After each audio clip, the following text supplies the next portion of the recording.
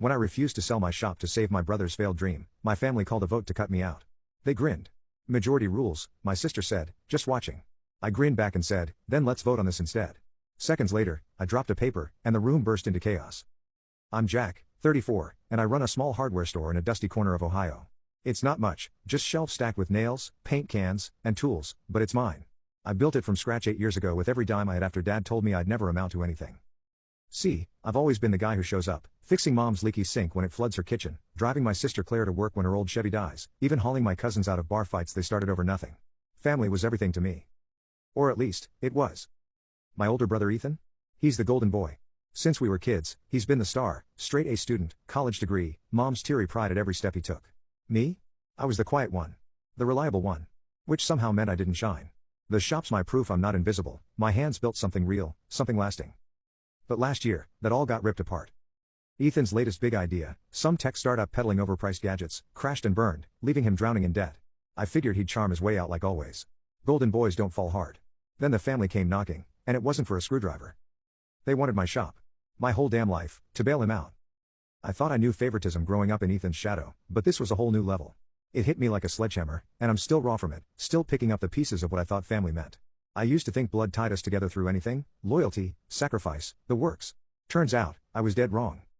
Let me take you back to how it started, because the story is a mess of betrayal and grit, and it'll make you wonder what family's really worth when the ones you love turn on you without blinking. Ethan's tech startup went belly up about 6 months ago, and I wasn't surprised. He'd been hyping it for years, some gizmo that would revolutionize home security, he said. Investors ate it up, until they didn't, and now he was stuck with a $75,000 hole.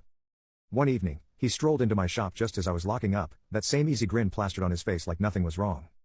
Jack, my man, he started, leaning on the counter. I need a favor. Just a quick $20,000 loan, temporary, you know? I'll pay you back once I get this mess sorted. I stared at him, the fluorescent lights buzzing overhead. My shop barely clears enough to keep the lights on, and he knows that. Ethan, I'm not a bank, I told him straight up. I've seen your plans, they don't pan out. I can't risk it. He shrugged, said he got it, and left without a fight. I almost felt bad. Almost. That night, Mom called. Her voice was shaky, like she'd been crying. Jack, Ethan's in real trouble. He's so stressed, and you're the only one who can help. Please, think about it. Guilt twisted in my stomach. She's always had a blind spot for him, ever since he won that spelling bee in 3rd grade and I got a pat on the head for not tripping over my shoelaces. But I held my ground. Mom, I've got my own bills. He's got to figure this out himself. She sighed, heavy and disappointed, and hung up. I figured that'd be the end of it. But I underestimated how deep Ethan's hooks were in everyone. The next morning, I stopped by the diner for coffee, same place I've gone since I opened the shop. Old man Pete, who's been fixing tractors longer than I've been alive, waved me over. Heard you're sitting pretty while Ethan's struggling, he said, eyebrows raised. I froze, cup halfway to my mouth. What are you talking about? Pete leaned in, lowering his voice. Ethan was in here yesterday, telling folks you've got cash stacked up in that shop but you won't help him out. Said it's a shame, family turning their backs like that. My grip tightened on the mug. Anger flared hot in my chest. He was spinning lies, making me the bad guy to save his own skin. I forced a laugh, told Pete it was bull, but the damage was done.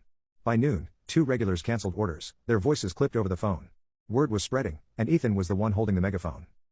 I drove home that night, knuckles white on the steering wheel. Ethan's always been the smooth talker, got out of speeding tickets, charmed teachers into extra credit, but this was different. He wasn't just dodging consequences, he was dragging me under to float himself. I kept replaying Mom's call, her plea echoing in my head, and Pete's words stung like salt in a cut. I've spent years proving I'm more than the shadow they cast me in, and here he was, turning my hard work into his sob story. Part of me wanted to call him, demand he say it straight, but I knew he'd just flash the grin and talk circles around me. Instead, I sat in my truck outside the shop, staring at the faded sign, Jack's Hardware, and felt something shift. This wasn't just about money anymore. Ethan wasn't going to stop. And I had a sinking feeling the family wouldn't either. They'd always rallied around him, but I never thought they'd come for what's mine. I was wrong. And it was about to get worse. A week after Ethan's visit, Dad called me.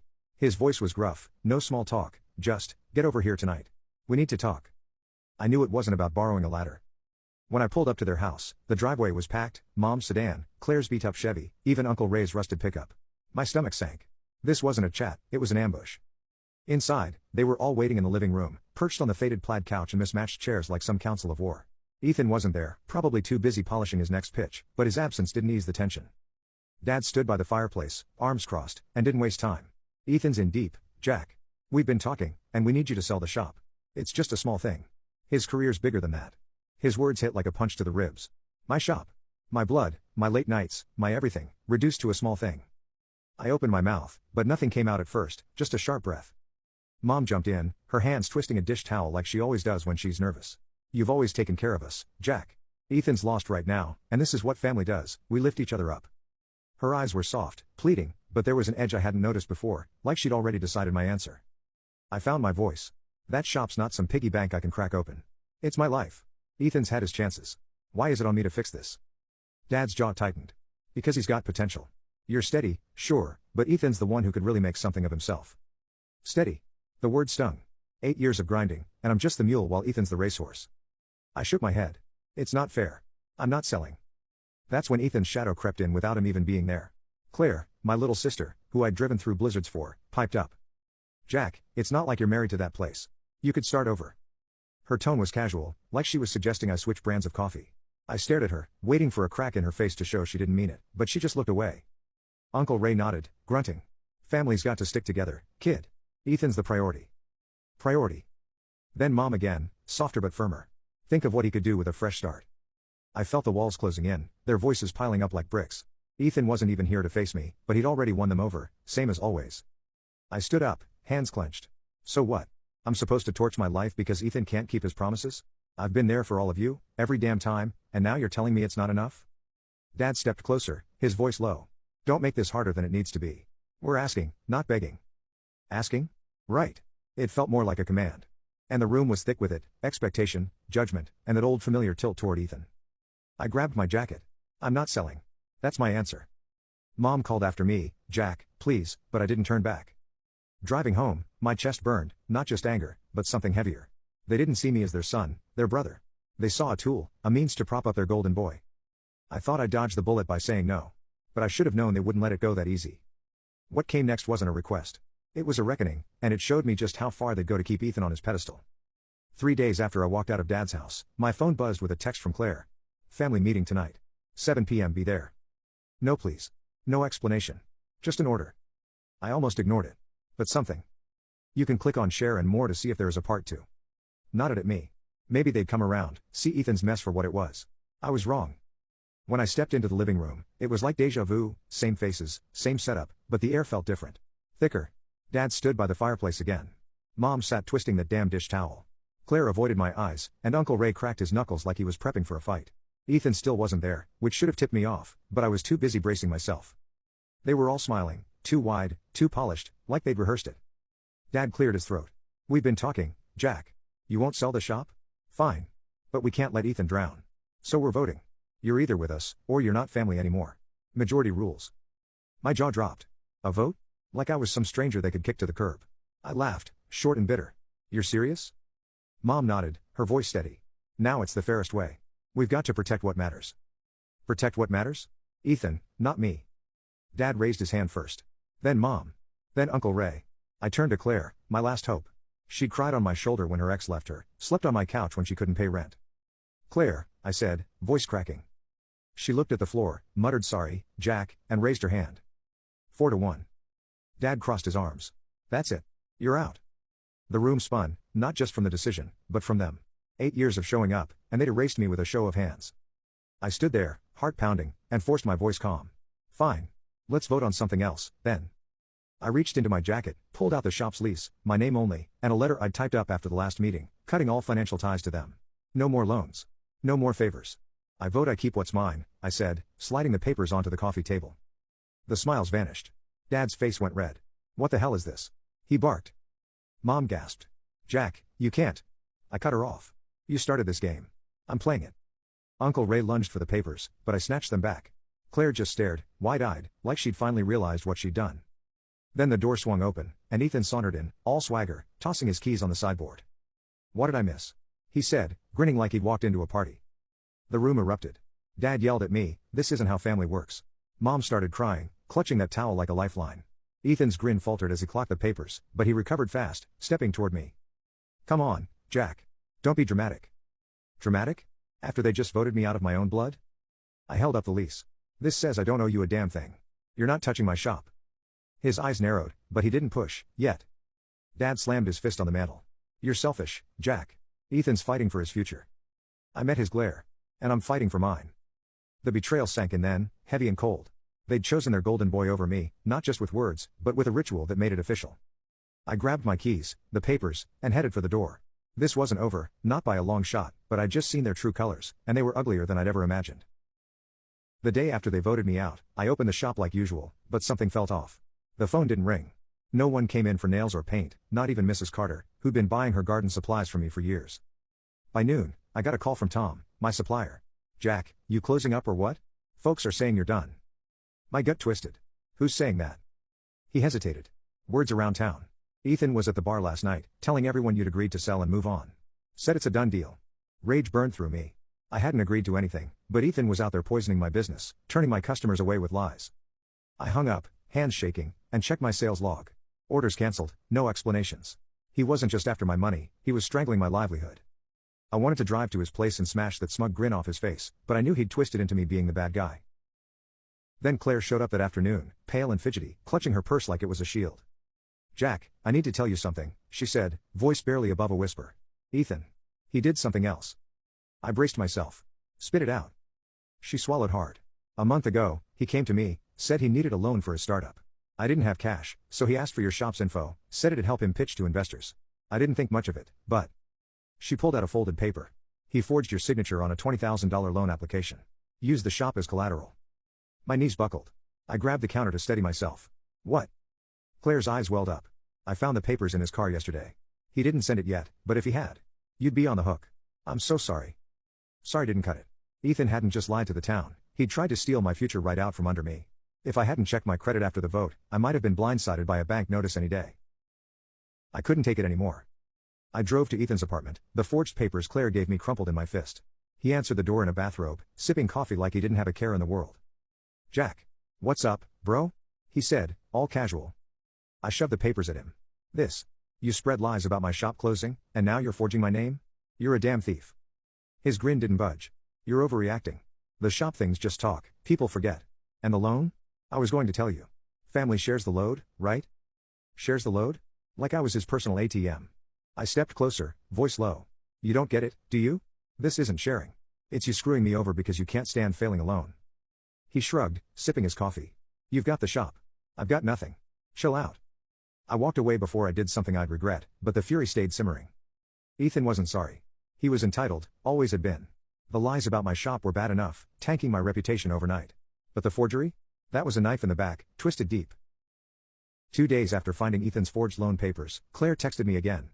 "Meet me at the park, 3 p.m. I've got more." I almost didn't go. Her apologies were starting to feel hollow, but curiosity won out.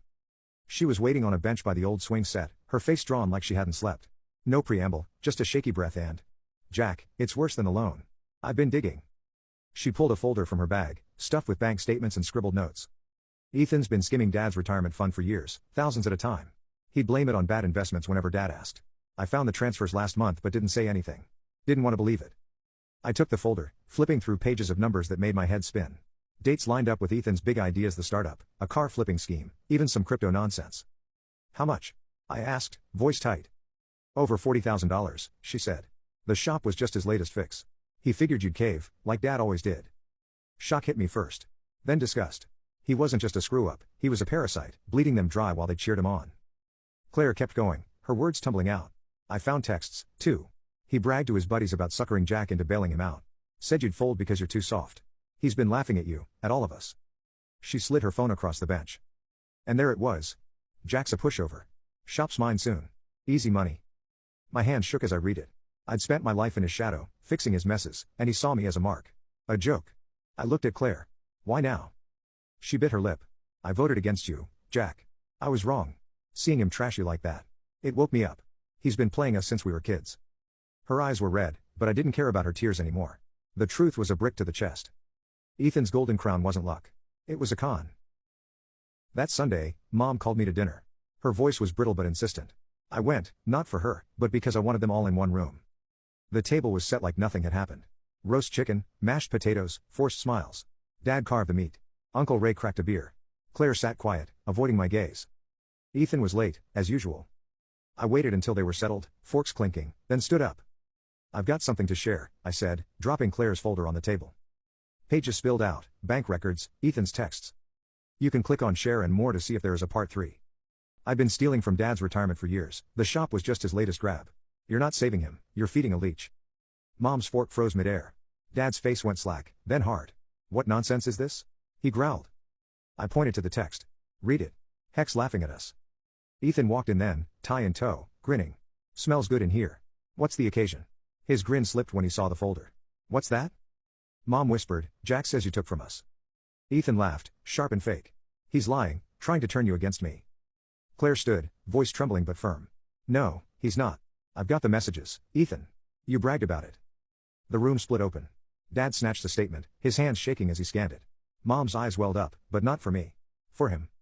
Uncle Ray muttered, Jesus. Ethan's charm cracked. You were all overreacting, he snapped, but the evidence was a noose tightening around him. I didn't yell. Just watched them see him. For once, the golden boy wasn't shining anymore. And I wasn't done showing them what their vote had cost. The silence after Claire backed me up was suffocating. Ethan stood there, cornered, his grin replaced by a snarl. Dad's eyes stayed glued to the bank statement, veins bulging in his neck. Mom clutched her napkin, tears streaking her face, while Uncle Ray just stared at the table. I didn't let the moment settle. You voted me out to save him, I said, voice steady. But he's been robbing you blind. I'm done being your scapegoat. Dad slammed the paper down. Family doesn't do this, Jack. You don't air dirty laundry like some damn lawyer. I stepped forward. You made it a transaction when you voted me out like I was trash. I'm just showing you the receipts. Ethan lunged for the folder, shouting, he's twisting it. Uncle Ray grabbed his arm, pinning him back. Sit down, boy, he growled. And for once, Ethan shut up. I turned to Dad. He's got something on you, doesn't he? That's why you always bend. Dad's face flushed, but he didn't answer. Ethan smirked, like he still had a card to play.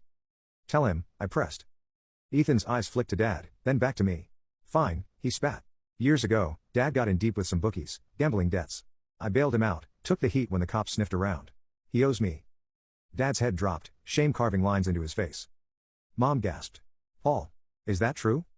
He nodded, barely audible. I didn't want you to know. The room tilted. Ethan's leverage wasn't talent or charm, it was blackmail, holding Dad's secret like a leash. I looked at them all, Mom's denial, Claire's guilt, Uncle Ray's shock. You chose him because he's got you trapped, I said. But I'm not playing anymore. I pulled a folded paper from my pocket, a legal notice I'd drawn up after the vote, barring them from my shop, my accounts, my life. I dropped it on the table. This ends it. No more favors. No more family. Ethan scoffed. You were bluffing. I met his stare. Try me. Dad stood, voice shaking. You'd cut us off over this? I nodded. You cut me off first. Ethan lunged again, this time breaking free, grabbing my shirt. You think you're better than us? He hissed. I shoved him off hard. No. I just stopped believing your lies. Claire stepped between us, pleading. Jack, don't. But I held up a hand. I vote myself out of this mess, I said, echoing their own words back at them. The irony wasn't lost. Majority ruled, but I didn't need their tally anymore. I turned to Dad one last time. You let him use me to pay a debt you should have faced. That's on you. His mouth opened, but nothing came out. Mom sobbed, we're still family, but it sounded hollow. I grabbed my jacket and walked to the door. The silence was louder than any argument. Ethan yelled after me, you'll regret this. I didn't look back. The fight was over. I'd laid it bare, and they couldn't unsee it. Whatever came next, I'd face it alone, but at least it'd be on my terms. Epilogue, 1 month later. I'm Jack again, standing in my shop, sweeping sawdust off the floor. Ethan bolted the next day. Word is he's in Cleveland, running some shady hustle under a new name. Dad's a shell now, pride gutted by the truth I forced him to face. Mom calls sometimes, leaving voicemails I don't answer, soft pleas about healing that feel like echoes of a life I don't fit into anymore. Claire's different. She's suing Ethan for her share of the retirement mess, and I've been slipping her lawyer tips from my own records. The shop's still mine, though it's a fight. Ethan's lies about me closing scared off half my customers, but a few loyal ones, like old Pete from the diner, keep coming back. I'm rebuilding, one sale at a time, proving I don't need their approval to stand.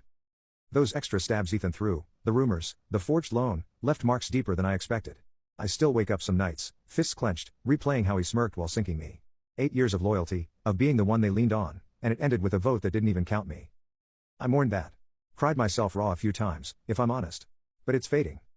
The shop's quiet now, no family dropping by to borrow or beg. And I found a strange peace in it. Claire's evidence saved me from the loan trap, and the legal notice I dropped that night held. None of them can touch what's mine. Ethan's threats didn't stick. He's got no leverage left. I heard the Sunday dinner stopped. Mom can't face the empty chairs, and Dad's too ashamed to host. Ethan's fallout hit fast, but I didn't walk away clean. Trust's a ghost now, haunting me when I think of how they chose him, even after everything. But I sleep better. No weight of their expectations dragging me down. If there's one thing I've learned, it's this: you don't need their vote to save yourself from a sinking ship. Just the guts to jump. I jumped. And I'm still here, sweeping my floor, building my life. It's enough.